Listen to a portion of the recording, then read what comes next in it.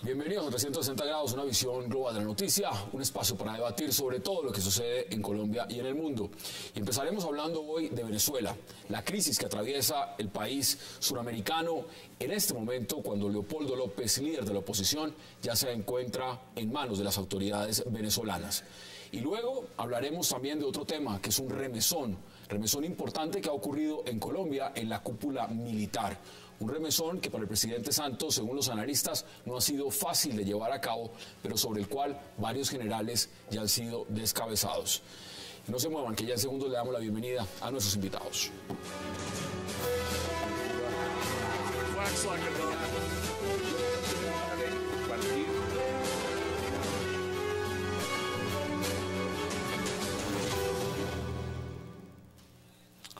Y qué placer dar la bienvenida esta noche en 360 a Fernando Cepeda, a Sandra Borda, por supuesto también al general Jairo Delgado y al senador Juan Carlos Pérez. Qué gusto que estén acá y gracias por aceptar esta invitación. Muchas gracias. Miren, vamos a tratar de ver, ustedes lo han visto, unas imágenes de lo que ha pasado en Venezuela.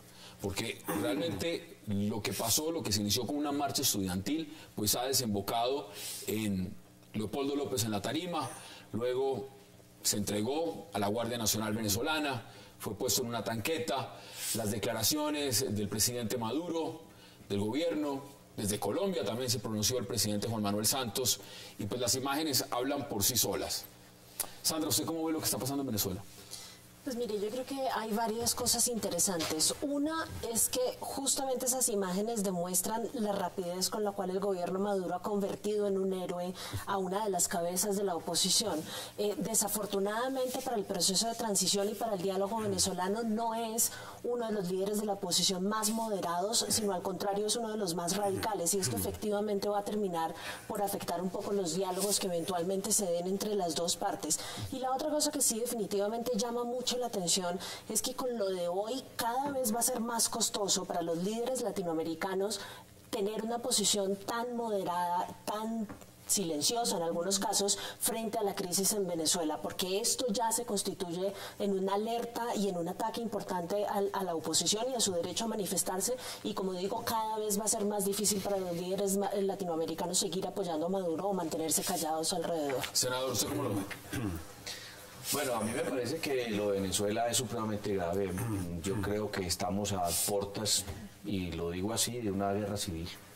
Muchos dirán imposible que eso ocurra, pero estas manifestaciones últimas realmente sí preocupan bastante. Pero a mí lo que me ha generado, digamos, malestar como colombiano es esa indiferencia del gobierno colombiano, esa indiferencia del presidente. Y hoy, de una manera, yo diría que muy valerosa, entre comillas, porque eso es muy valeroso para el presidente Santos, pues da unas declaraciones donde reclama un maltrato a los colombianos que han sido deportados. Y el señor Maduro le responde con mucha vehemencia. A mí me parece que el gobierno tiene que entrar a fijar una posición clara. Y el presidente Santos tiene que ser consecuente con lo que ha dicho en el pasado. Aquí me encontré un artículo del 22 de febrero del 2004. Y yo creo que hay que recordar al presidente Santos qué era lo que decía en esa época. Hace un recuento de todo lo que estaba pasando en Venezuela en aquella fecha, pero mire cómo termina.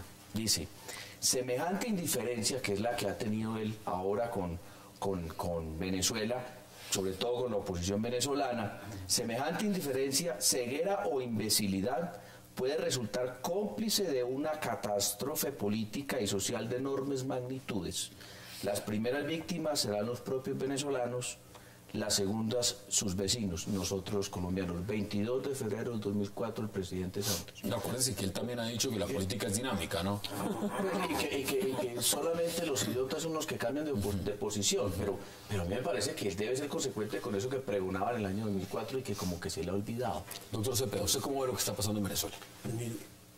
Para mí, sin duda, como lo ha dicho la doctora Sandra muy bien, esto convierte a Leopoldo López en un héroe, en una figura internacional, y sin duda desata un movimiento de solidaridad internacional con él. O sea, lo que ha hecho el gobierno es crear ese fenómeno. digamos, Mandela en chiquito, y ahí vamos. La versión latina. La versión latina, y ahí vamos. Bueno. Segundo, con respecto a la reacción del presidente Maduro, frente a lo que dijo el presidente Santos, entiendo, en Cincelejo, pues es desconcertante realmente por esto. Porque yo digo, es como obvio que si Venezuela está participando, por no decir interviniendo, en el proceso de paz en Colombia, ¿cuál es el problema de que el presidente Santos en reciprocidad diga, mire, tienen un problema, si yo puedo ayudar en algo? Ah, no se meta, no intervenga, esto es una injerencia, esto es insoportable, ¿y hasta cuándo? Fascista. Oye, pero un momentico. Nuevamente ha cometido un error el presidente Santos al dejarse llevar por su corazoncito y su simpatía y la derecha venezolana, que siempre lo llevan directo al voladero de la política internacional. Pero le dijo fascista. ¿Sí? Además le dice. Lo que yo leí. Sí, claro. Entonces, uno dice, bueno, pero ¿esto qué es? Es decir, el número de intervenciones del gobierno venezolano en asuntos colombianos aún recientes, digamos, a raíz del incidente de Andrómeda.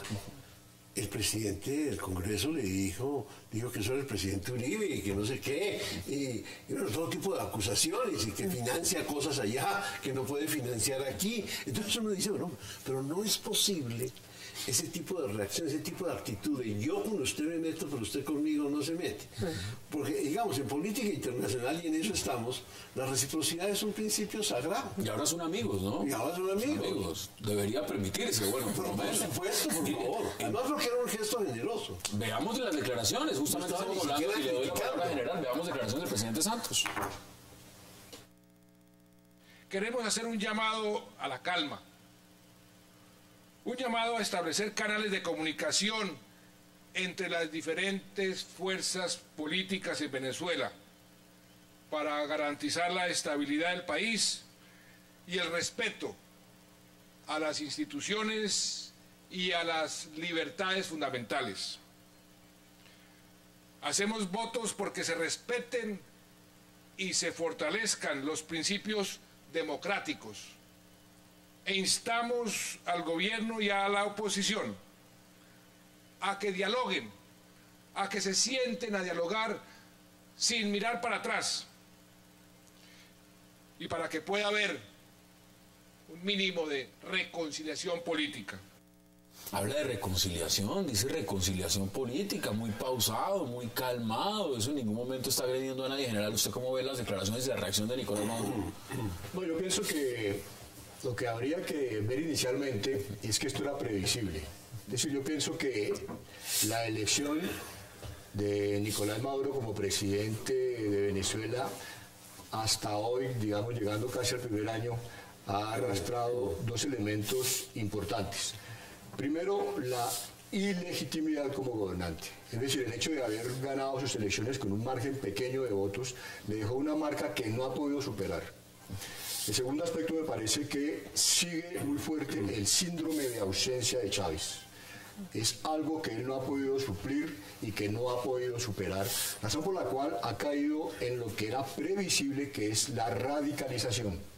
Y esa radicalización lo ha llevado, me parece a mí, a cometer un error político de solicitar la captura de Leopoldo López, pero además, digamos, una reacción que me parece que en el discurso del chavismo no es nada nuevo. Digamos, uno lo que tiene que entender, el chavismo se ha caracterizado que en los momentos de tensión interna siempre el primer referente es en cierta forma un anticolombianismo.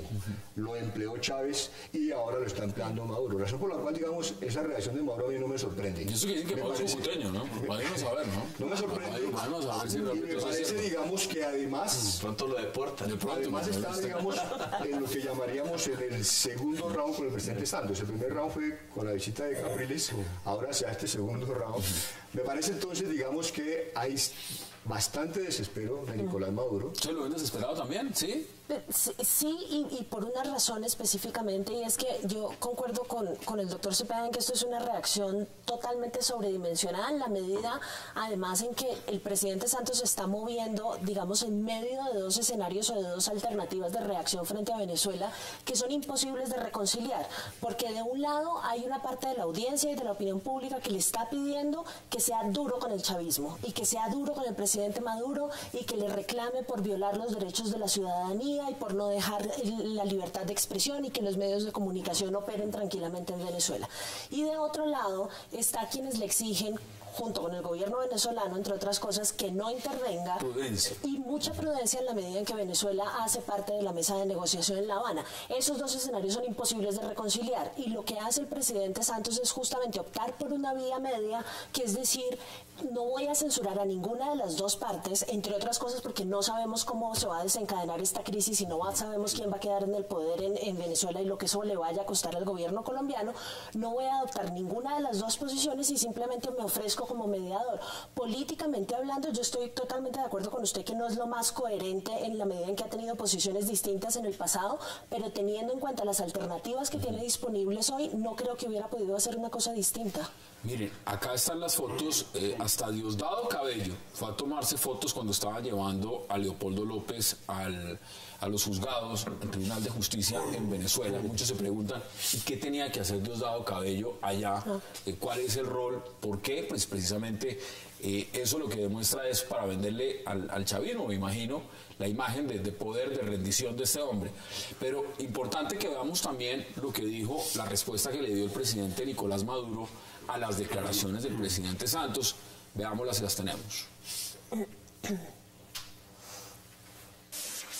Si una marcha en Bogotá, presidente Santos, es convocada por un líder de la oposición y dice que va al Palacio de Nariño a sacarlo usted como presidente, ¿qué hace usted? ¿Defiende el Estado colombiano o le entrega el poder al sedicioso que ha pretendido desconocerlo y sacarlo? ¿Qué hace usted, presidente Santos? Contésteme. ¿Qué hace usted? Colombia tiene un ejército de 500.000 soldados. Y está en guerra Colombia, en guerra contra no sé cuántos grupos guerrilleros. Más de 300.000 muertos ha habido en Colombia en los últimos 20 años, torturados, desaparecidos. Presidente Santos, ¿y por qué lo ha hecho el Estado colombiano? No lo ha hecho para defender los intereses de la clase política colombiana. Me va a venir a dar lecciones a mí de democracia el presidente Santos, cuando yo lo que estoy haciendo es defender a Venezuela, el derecho a la paz de Venezuela. Esas son las declaraciones. Pues mire, si el presidente Maduro continúa atacando al presidente Santos de esa manera, le puedo asegurar que el presidente Santos subirá muy rápido en las encuestas. Nada le daría más prestigio al presidente Santos que tener a Maduro como enemigo. O sea, en este momento, coyunturalmente, mire, ahí le mandaron un mensaje, a Oscar Iván Zuluaga. No, pero mire, el presidente Santos ha sido muy pusilánime con respecto a lo de Venezuela. Maduro lo insulta y el presidente Santos es muy diplomático, no contesta, no responde. No, a Maduro hay que contestarle. El presidente Santos tiene que responderle igual, sobre todo a un presidente como Maduro, que lo que está instaurando es una dictadura y está atentando contra la libertad de prensa de una manera clara y evidente. Cerraron todos los canales. Cerraron NTN, un canal colombiano. Ese canal tampoco se puede emitir allá. No, hace un año estaba haciendo fuerza con lo que iba a decir, que de pronto no significaba.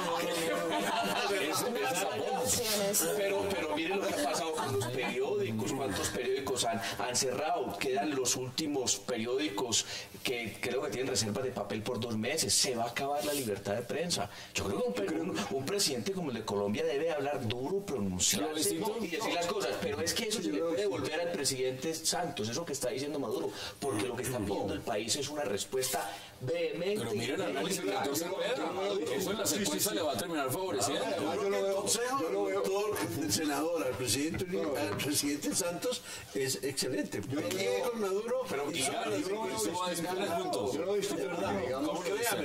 lo discuto porque el gobierno colombiano, el presidente Santos, digamos, no se puede convertir en el motor de la radicalización de Maduro. Me parecía grave que el presidente Santos se convierta en el motor, digamos. Mire, lo que hace Maduro es ir al baúl de la retórica chavista. Eso es. La conspiración colombo-griega. Exactamente. Ese es Imperialismo, fascismo. Desviar la atención de una crisis gravísima que tiene. Mire, es que el primer año de gobierno de Maduro es crítico. Trazó unas líneas estratégicas y tiene tres importantes: la económica, la de corrupción y la de seguridad. Y todas las tres son un fracaso. Todas las tres son un fracaso. Entonces, ¿cómo se va a prestar el gobierno colombiano? ¿Cómo se va a prestar el presidente Santos a constituirse en el motor? A mí me parece que es lo más absurdo. Pero cuando un presidente le dice fascista, cuando un presidente le dice fascista, cuando un presidente lo tratan de esa manera, el presidente tiene que responder, tiene que hacerse responder. Vuelvo al análisis. Aquí se está jugando una reelección y eso al parecer como que le favorece, ¿no? Lo que pasa es que la otra interpretación de este asunto es que Maduro esté lanzando un anzuelo que esté esperando que el presidente Santos agarre. A ver si lo coge. Y si lo coge, digamos que el escalamiento de la retórica no nos va a llevar a ninguna parte. Vamos a la pausa 360 y ya regresamos.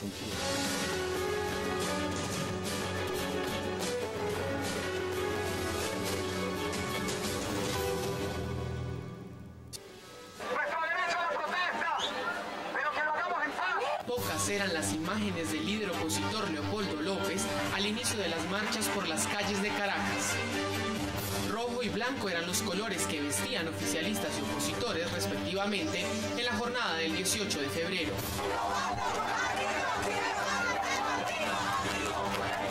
Desde tempranas horas la policía rodeó la Plaza Brión de Caracas a la espera de López.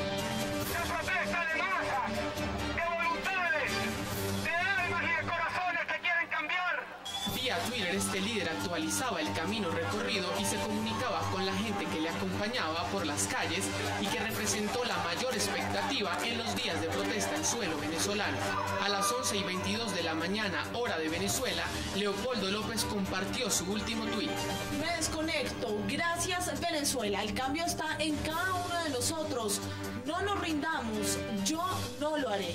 Minutos más tarde se produjo la imagen que Venezuela y el mundo esperaban. Vestido de blanco y apretando la bandera venezolana, el líder opositor saludó a miles de personas desde la estatua de José Martí en la Plaza Brión. Casi de inmediato y luego de haber hablado a los marchantes, López se entregó a las fuerzas de seguridad venezolanas para enfrentar las acusaciones sobre su responsabilidad en las muertes que han ocurrido tras las protestas del 12 de febrero.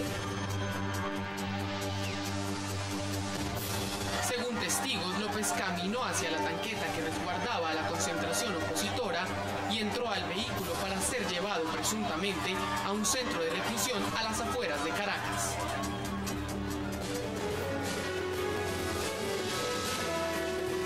Regresamos a 360. Hay que recordar que Leopoldo López también ha tenido aspiraciones presidenciales. En la Mesa de Unidad Nacional él compitió con Capriles y otros más, Diego Arria, María Corina, ganó Enrique Capriles esa nominación. ¿Usted quería anotar algo antes de que pasemos a la pausa? Dos cositas eran. Primero, que yo veo un presidente muy temeroso que en el sentido de que confrontar a Maduro puede significar la pérdida de respaldo de parte de Venezuela para el proceso de paz. Entonces aquí ese proceso de paz mide el costo que en este momento pues debemos asumir por mantener ese proceso de paz. Y otra cosa que quería agregar era, mire cómo el gobierno venezolano cierra un canal colombiano internacional que fue NTN.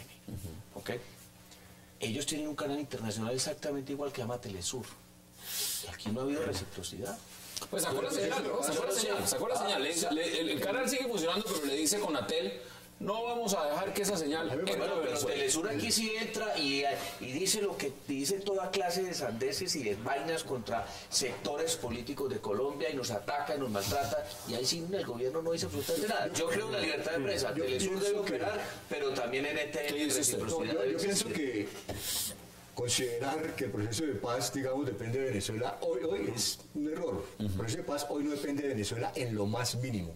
Quien propició y quien facilitó las condiciones del diálogo no es el gobierno venezolano, es Hugo Chávez. Y ya no está. Y ya no está, es Hugo Chávez. Si Maduro quiere refrendarlo, bienvenido sea. Si Maduro no lo quiere refrendar, le damos la mano y hasta luego. Pero me parece que en este momento Maduro ni el gobierno venezolano tiene absolutamente ninguna incidencia en el proceso de paz. Pero mira, No tiene una incidencia clara, pero yo creo que sí yo estaría de acuerdo en que no están jugando un papel trascendental en las negociaciones, pero sí tiene un papel simbólico que cumplir allí, y es que de todos los actores internacionales que se encuentran en la mesa de negociación, Venezuela es definitivamente ideológica y políticamente el más cercano a las FARC. Si Venezuela sale, se altera el equilibrio de la mesa de negociación en materia de participación de los actores internacionales, y eso es un problema para el gobierno y es un problema para la negociación. Ahorita, en este momento, la señal estaba en vivo, en directo, Venezolana Televisión estaba transmitiendo los cargos de los supuestos crímenes por los cuales Leopoldo López va a ser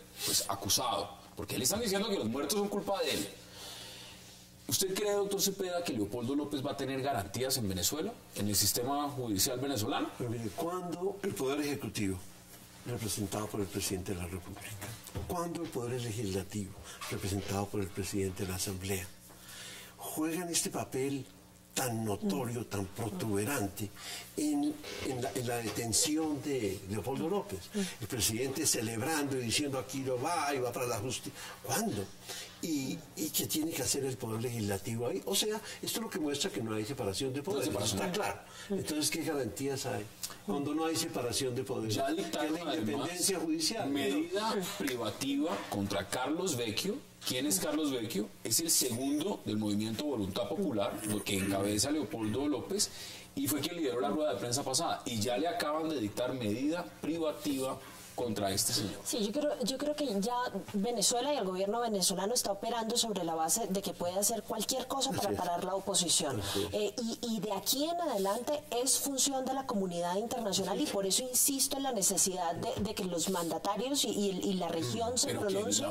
No, pero fíjese, es muy importante por una razón, y es que si no es la comunidad internacional, nadie va a velar porque se le respeten los derechos a los miembros de la oposición. Entonces, estoy totalmente de acuerdo. No va a ser UNASUR, ya no fue UNASUR. No va a ser CELAC, seguramente. El ALBA, muchísimo menos. Pero quedan otros organismos que además le van a poner competencia a los organismos regionales. Si los organismos regionales no logran pronunciarse y hacer algo para resolver esta crisis, es el final. Adiós UNASUR. Si no logran hacer algo en favor de solucionar la crisis venezolana, UNASUR podemos concluir con toda la tranquilidad que no sirvió. Cristina Fernández, Evo Morales, Daniel Ortega, inmediatamente se solidarizaron con Nicolás Maduro apenas sucedió las primeras revueltas. Tenemos un embajador ante la ONU que acaba de ser presidenta de UNASUR, o sea que tuvo la confianza de ese grupo de países que puede con toda autoridad y legitimidad plantear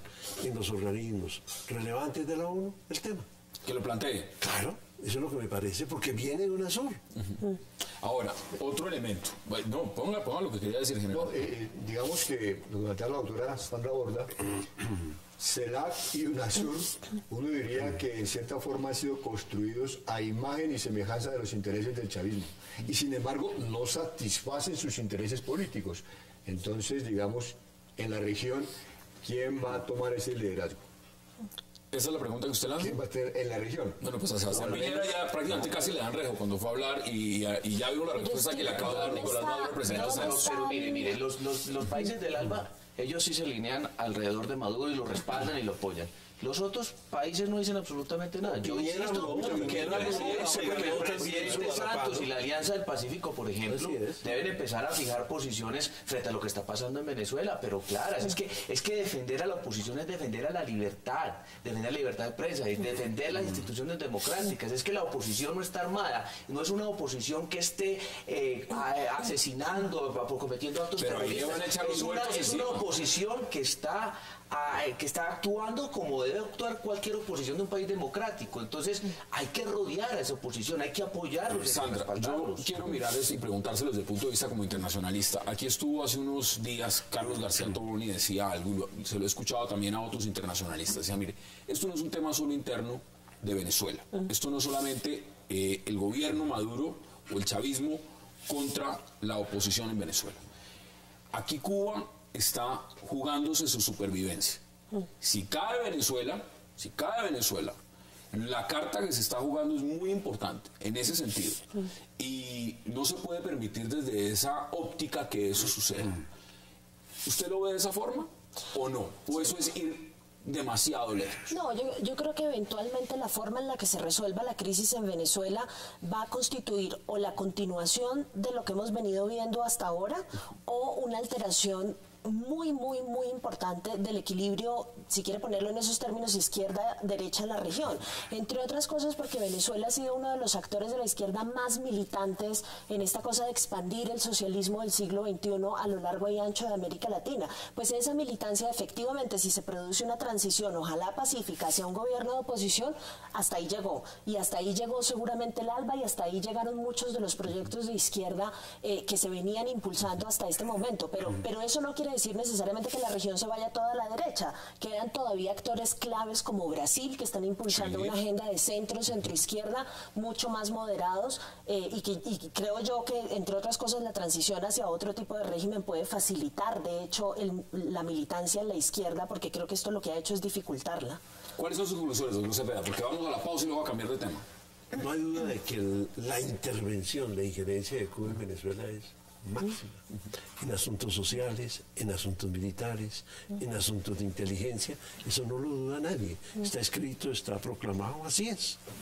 ¿Cuáles son sus conclusiones generales? ¿Y eso a dónde apunta, sobre todo? Yo pienso que el riesgo de una radicalización de Maduro, digamos, hay que observarlo muy cuidadosamente, porque puede seguir implementando este tipo de medidas represivas de desintegrar, acorralar y encarcelar a toda la oposición, lo que generaría, digamos, un ámbito de presos políticos que va a producir la reacción, yo me imagino que más allá de la región, de otros países, incluyendo Europa, porque, digamos, sería inaceptable que por esta vía se lleve a la oposición a una situación de incapacidad total para poder, digamos, expresarse. Y me parece que el otro aspecto es de que el asistencialismo energético, que yo llamo, que es ese que el presidente Maduro y que el chavismo ha tratado desde PDVSA, tratar de mantener para sostener la revolución, que ahora se está acabando. No ha podido mejorar la producción de barriles de petróleo, porque de 2.4 bajó a 1.7 millones, y además en el 2013 casi que hubo una pérdida de 59.000 millones. Razón por la cual el desespero de Maduro lo va a llevar a hacer desabastecimiento, inflación. Exactamente. Ese es un riesgo. 30 segundos, yo creo que hay que rodear a la oposición venezolana también. Es que yo creo que los países latinoamericanos deben fijar una posición también de respaldo y apoyo. Yo veo a la oposición venezolana muy sola, con mucha gente acompañando a Maduro, sobre todo varios gobiernos latinoamericanos, pero hay que acompañar también a la oposición venezolana, porque esto va a seguir generando una represión mayor. Ahora es Leopoldo, este otro señor, el segundo del partido, María Corina, está a portas también de ir a la cárcel. Entonces toda la oposición, como van las cosas, en unos 3 o 4 meses toda la oposición venezolana va a estar encarcelada y se va a repetir la historia, desafortunadamente, que se vivió en Cuba cuando llegó Castro. Estas son las posiciones. Vamos a la pausa y al regreso vamos a hablar del cambio en la cúpula militar en Colombia. Ya volvemos.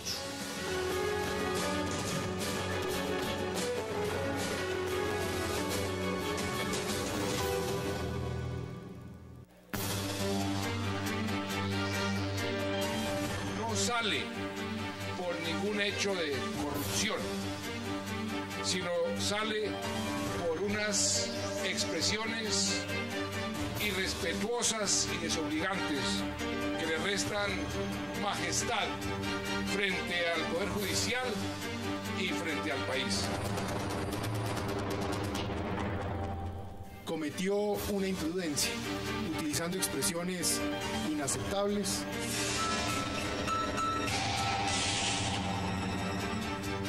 Mi retiro obedece a una decisión política.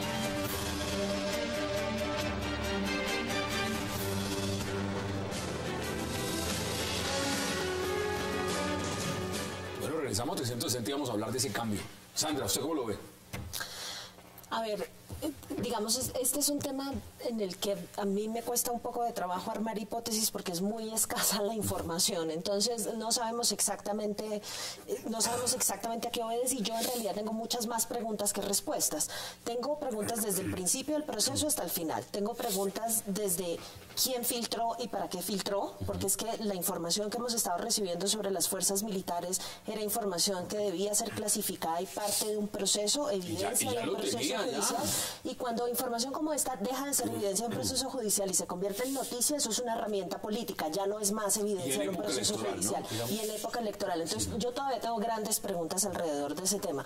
Y si ese es el caso, efectivamente, y si se filtra con una intención política, ¿a quién está beneficiando y cuál es el tipo de cambio que está intentando impulsar? ¿Y a quién cree usted que está beneficiando? Nos da la sensación, pero pura especulación, de que hay elementos en las Fuerzas Armadas que eventualmente pueden constituir una suerte de oposición al proceso de paz, y que de una forma u otra hay que mover la cosa adentro para que se oxigene. Bueno, desde La Habana han dicho que quieren una reforma a las fuerzas militares, ¿no? ¿Usted cómo lo ve? Bueno, pensaría, digamos, que la doctora Sandra Borro plantea algo muy importante, es el tema de las filtraciones. Y también, digamos, yo acompaño esa pregunta, ¿en qué sentido? Si hay una investigación judicial que comienza en el 2012, ¿qué resultados arrojó la investigación judicial? Entonces lo que uno está observando es de que como complemento de las investigaciones judiciales hoy están las filtraciones. ¿Qué demuestran eso? Déficit de la capacidad de investigación, insuficiencia en la recolección de pruebas. ¿Qué es lo que está pasando ahí y por qué se filtra?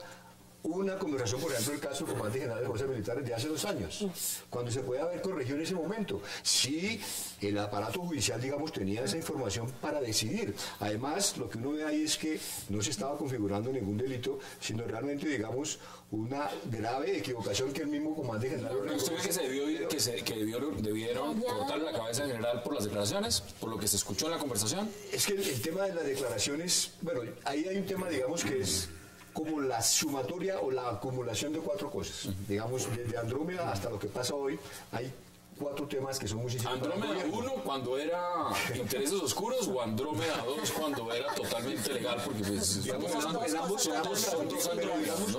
2 aspectos tocaron 4 temas que para algunos son muy sensibles.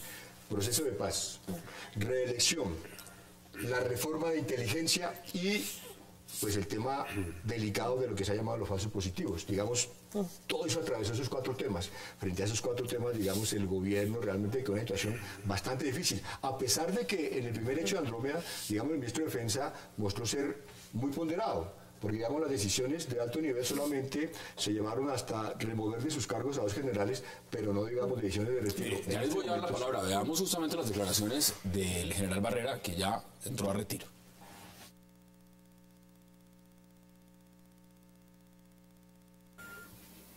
Mi retiro obedece a una decisión política que se produce por un infortunado episodio relacionado con una conversación privada hace 2 años con un oficial subalterno sindicado por el delito de homicidio, quien manifestó su inquietud por un presunto montaje en contra suya, y ante la gravedad de lo comentado empleé expresiones inapropiadas, por lo cual reitero mis disculpas al ente investigador.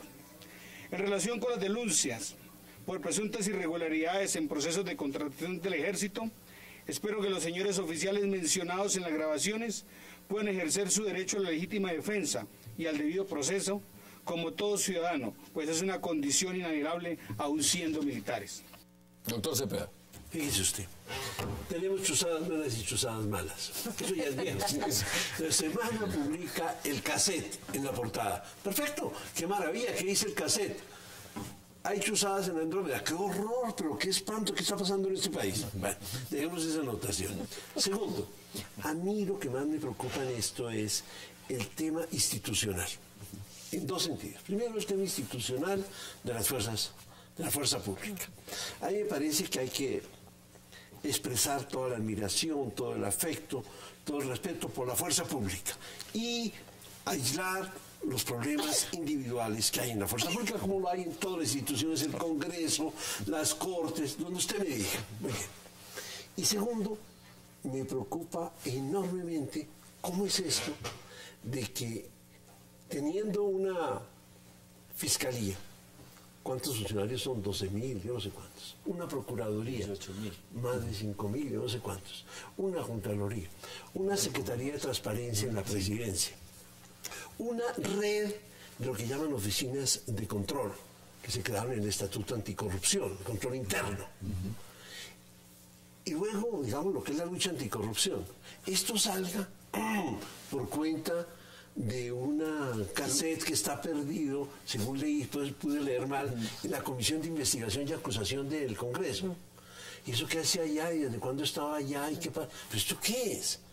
Entonces, yo digo, bueno, tenemos unas instituciones para luchar contra la corrupción, para controlar el gasto público, para controlar la contratación. Y muchas altas consejerías también.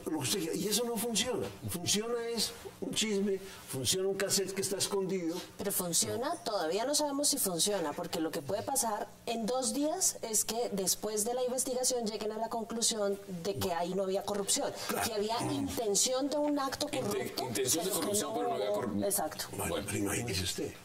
Pero lo que plantea la doctora Andra, pero entonces exactamente hasta dónde está la capacidad de investigación judicial. Entonces, ¿para qué lo filtran? Venga, yo quiero decir varias cosas. Primero, uno a veces pensaría que aquí lo que es una campaña de desprestigio del ejército.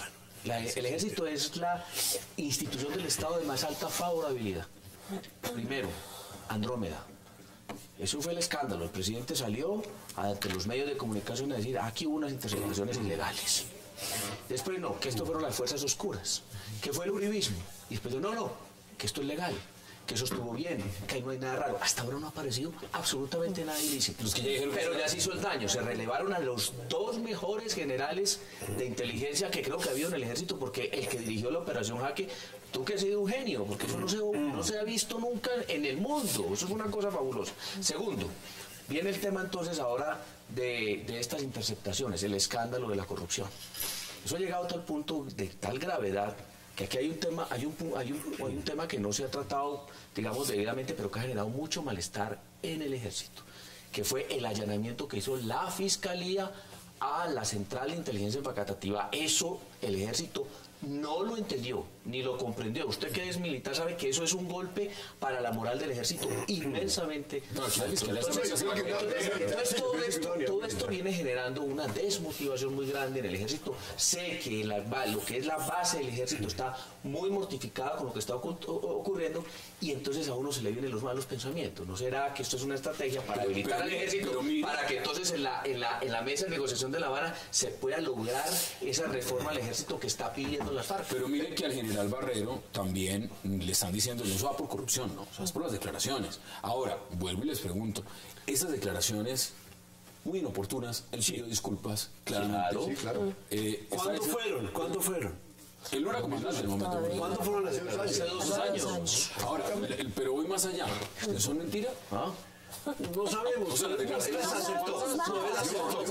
aceptó. El ministro de Defensa había dicho que la voz del general no era la voz del general. Pero él aceptó. Pero en una de las grabaciones, en las que habla mal de la Fiscalía, sí aceptó que hubiese sido ¿en la Fiscalía de corrupción? ¿O en la Fiscalía es un ente? No, y además uno también puede construir el argumento que hay funcionarios que han hecho cosas mucho peores que hablar mal de otra agencia que no se van, por esa razón. Entonces, yo pienso que el doctor Cepeda, digamos, más que buscar desprestigiar al ejército, el doctor Cepeda me parece que da una apreciación muy buena en el sentido de que es un problema institucional en cuanto a un déficit institucional de investigación entonces.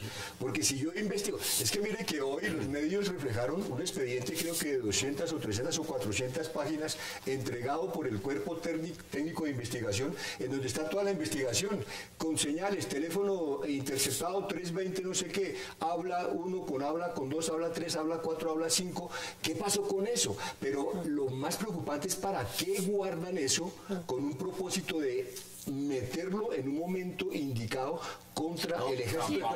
¿Y por qué lo saca la revista Semana ahora, antes de elecciones? Yo creo que esto es un boomerang para el presidente Santos. A mí me parece que esto le ha debilitado mucho su reelección. Yo creo que la fuerza pública en este momento una prevención con el tema de la reelección de presidente. No hablo de los militares que la Fiscalía perdió su capacidad de investigación judicial y se dedicó al protagonismo político. Es una pregunta que hay que responder. Entonces, ¿hay una agenda política? ¿Lo ven así o lo ve distinto? Es que definitivamente, digamos, la institucionalidad que mencionaba el doctor Cepeda, dedicada a combatir la corrupción, está ahí justamente para combatir la corrupción desde adentro, seriamente, y no a través de los micrófonos de los medios de comunicación. Entonces es imposible no esperar que manejar la corrupción de las Fuerzas Armadas a través de los medios de comunicación, a través de los escándalos, pues va a generar de una forma u otra efectos negativos al interior de la institución. Van dos fines de semana que sale la revista Semana, una un lunes, un domingo, y parece que el ministro de Defensa del presidente no sabe dónde están parados, porque la revista está haciendo las denuncias y los dos están diciendo, bueno, sí, son intereses oscuros, no, sí era legal, ahora estamos diciéndole a la Fiscalía, Procuraduría, Contraloría, investigue, y el proceso ya tenía investigación desde antes. Uno diría que es parte el proceso del que hacen parte estas grabaciones no es un proceso, y lo dijo el vicefiscal Perdomo, no es un proceso relacionado con corrupción de las Fuerzas Armadas, sino es un proceso por falsos positivos. De ahí es de donde sale la información, y lo que él sugiere es que va a parar a la comisión de acusaciones porque están involucrados generales que tienen fuero constitucional, y que esa es la razón por la cual termina la información en la comisión. ¿Cómo salió de la comisión de acusaciones? ¿Cómo salen las cosas, senador? ¿Cómo salen las cosas? Yo tengo una claridad frente a lo que acabas de decir, que es importante hacerlo. Yo sí me pregunto qué estaban haciendo esas grabaciones en la comisión de acusación. Pues es que los generales no los procesa la comisión de acusación, es la Corte Suprema de Justicia. De acuerdo. ¿Quiénes son los que son procesados por la comisión de acusaciones? Ojo, los que tienen el juicio político, el antejuicio político, el presidente, el fiscal, no, los ministros no, no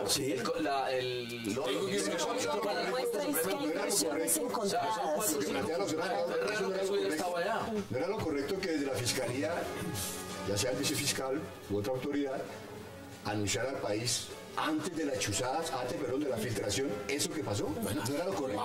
Acuérdense que en Andrómeda dijo que si lo hubiera sabido, que eso estaba así, no habían hecho el allanamiento allá en Galerías. Vamos a la pausa en 360 y ya regresamos.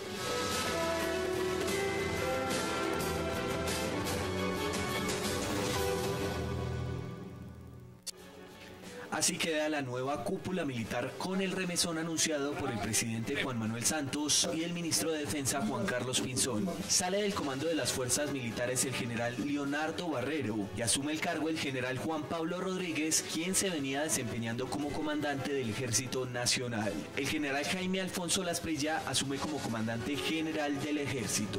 Y al Estado Mayor Conjunto ingresó el general Javier Flores Villamizar. Además, 4 oficiales salen del área administrativa porque, según el presidente, debían garantizar la transparencia en las contrataciones y no lo hicieron. El mayor general Juan Pablo Rodríguez Barragán, nuevo comandante de las fuerzas militares, es un ingeniero de obras civiles y militares que nació en la Mesa Cundinamarca el 8 de febrero de 1959. Ingresó hace 37 años a las fuerzas militares. Estuvo además al frente de la 5ª División del Ejército en el centro del país, donde se inició la persecución del líder de las FARC, alias Alfonso Cano. Regresamos a 360. El general Barrero también dijo en el momento de irse que siguiera apoyando la gestión del general Mora en la mesa en La Habana. Y ese me parece que es un buen mensaje para responder a la doctora Sandra Borda, porque ella plantea una hipótesis, digamos, muy prudente en cuanto si al interior, digamos, de la fuerza militar o la fuerza pública general habría, digamos, una línea, no realmente oficiales, en contra del proceso. Yo pienso que no. Yo pienso que lo que hay son debates, lo que hay son, digamos, posiciones frente a lo que significa reducir, digamos, por la vía militar, un enemigo que duró 50 años, digamos, en la confrontación. Bueno, ¿y hay corrupción? ¿Hay corrupción adentro? ¿En el ejército? Bueno, eso es lo que se va a investigar, porque es que aquí en la mesa quedó planteado algo que me parece interesante, y es ¿cuántas horas de grabación son? Si son 3.000 horas, esas 3.000 horas las va a conocer la opinión pública, o la opinión pública solamente va a conocer las que eran de interés de quienes querían hacer un daño con un propósito. Esa es una buena pregunta. ¿Será que vamos a conocer la integridad de las grabaciones de la investigación, o son goticas que progresivamente se van dando a la opinión pública para objetivos específicos contra ciertas personas? Ahora, la otra pregunta que hay que hacerse, y esta pregunta tal vez es un poco más, qué sé yo, más conceptuales, ¿en qué medida lo que estamos presenciando es una forma muy rara y muy particular de buscar un ajuste al interior de las fuerzas militares ahora que parece que el proceso de paz definitivamente es un hecho? Sí, porque hasta hace algún tiempo todavía estábamos con la incertidumbre de si esto finalmente iba para alguna parte. Y teníamos incertidumbre de si las FARC tienen... 3,5. Gracias. Pero teníamos incertidumbre de si las FARC tenían la intención, la voluntad política de terminar el proceso de paz y firmar la paz. Ya no la tenemos, y no la tenemos en una muy buena parte porque tenemos también chuzadas a las FARC, y entonces sabemos que no están manejando el discurso doble que manejaron en el Caguán de negociar y rearmarse y rearreglarse militarmente. Dado eso, yo tengo la sensación de que, siendo ya la certeza, la consolidación del proceso, hay que buscar algún tipo de reajuste en las fuerzas militares. Y esta es una forma. Y eso depende de lo que se esté hablando en la mano también, y eso puede ser una forma. Un elemento. ¿La responsabilidad política existe acá o no existe? Es que nunca hemos sabido qué quiere decir responsabilidad política. Imagínense que una vez, cuando era ministro de gobierno, y yo dije, para explicar los debates violentos que hacían contra mí, dije, bueno, es que hay que reconocer que los congresistas son irresponsables políticamente. Es como se llama técnicamente el tema de que ellos no responden por lo que digan como congresistas en el escenario del Congreso. Afuera sí. Entonces dijeron que yo había dicho que eran unos irresponsables. Exactamente. Porque claro, porque no se conoce el concepto no se traduce en mayor cosa en Colombia, y que responda políticamente, pero ¿y eso qué quiere decir? ¿No? El ministro entonces se queda en su cargo y ahí nadie le va a pedir absolutamente nada, ¿no es cierto? No, por supuesto que no. Ni tiene responsabilidad tampoco. Yo tengo una admiración. Yo creo que sí hay una responsabilidad política, porque responsabilidad política para mí corresponde a los resultados que pueda tener un funcionario que tiene una función y una misión política, como es un ministro. Entonces, si el ministro le va bien, digamos, políticamente no tiene responsabilidad, pero si hay errores cometidos por él, pues entonces hay momentos en los cuales, como en este, pues yo creo que el tema de responsabilidad política hay que mirarlo ya con detalle. ¿Qué quiero decir? ¿Qué quiero decir? Estas decisiones, estos bandazos, que para mí son bandazos, que ha dado el ministro de Defensa y el presidente de la República, le han ocasionado un daño enorme al ejército. La imagen del ejército no es la misma que la que existía hace 20 o 30 días.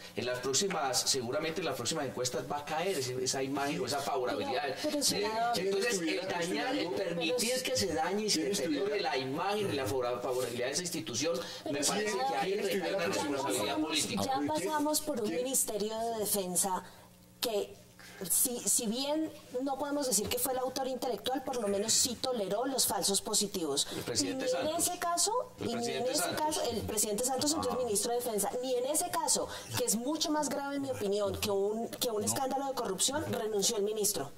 Yo voy a dar un ejemplo. En Inglaterra la semana pasada. Estaríamos en otra situación. En Inglaterra la semana pasada, donde sí hay responsabilidad política y se entiende el concepto, el ministro de Inmigración, que estaba tramitando una ley de inmigración, ¿no?, para controlar la legalidad, etcétera, tenía en su casa, en su servicio, desde hacía 13 años, una inmigrante ilegalmente. Colombiana. Tan pronto eso se supo, pues entonces renunció. Hay una forma, por supuesto, pero aquí no es un ministro la moción de censura, que es una forma. Yo pienso que si el país hoy lo que hubiera recibido, en vez de filtraciones y de supuestos, es que hoy el país tiene 40 millones de supuestos. Cada ciudadano tiene derecho a hacer su supuesto.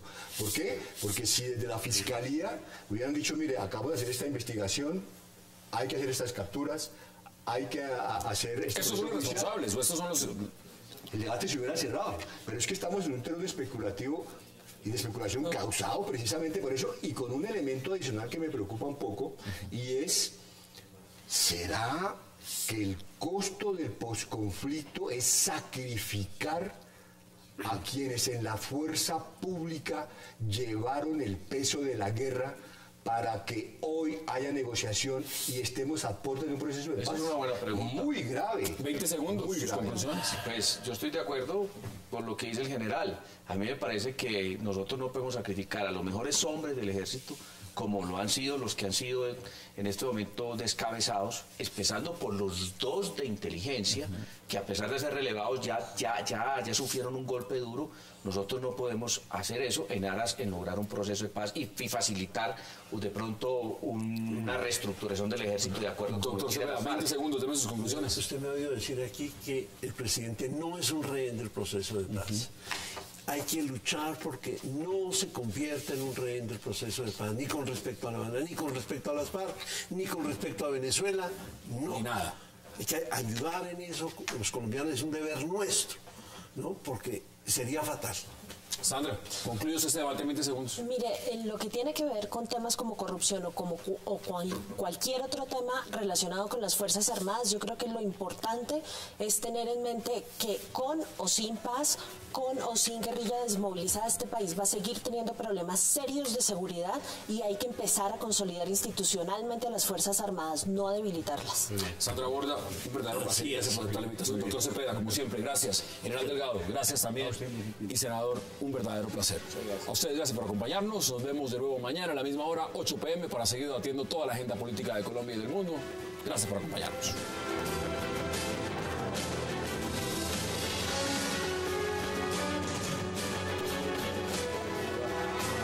Wax like a dog.